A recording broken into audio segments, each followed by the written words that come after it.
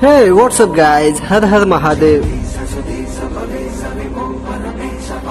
तो दोस्तों, आज इस महाशिवरात्रि के त्योहार पर मैं आपको एक कथा बताने जा रहा हूँ।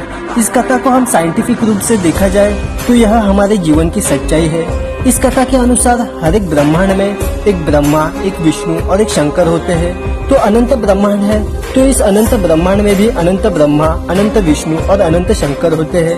और इन अनंत ब्रह्मांडों के एक महाविष्णु और उनके ऊपर एक सदाशिव होते हैं।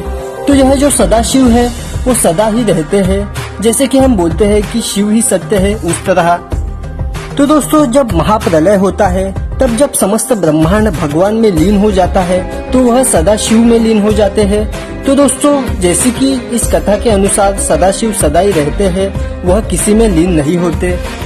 तो दोस्तों, हमारे पुराणों के अनुसार एक बार जब ब्रह्मा और विष्णु के बीच एक चर्चा होती है कि हम दोनों में से बड़ा कौन है, तब वहाँ एक बड़ा खंभा प्रकट हो जाता है।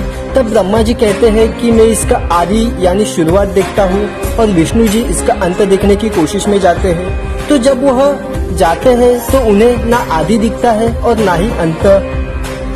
तो ये जो प्रकरण है वह महाशिवरात्रि के दिन हुआ था। तो इस तरह शिव जी सदा ही हमारे साथ रहते हैं और अनंत ब्रह्मांडों की घड़ी चलती ही रहती है।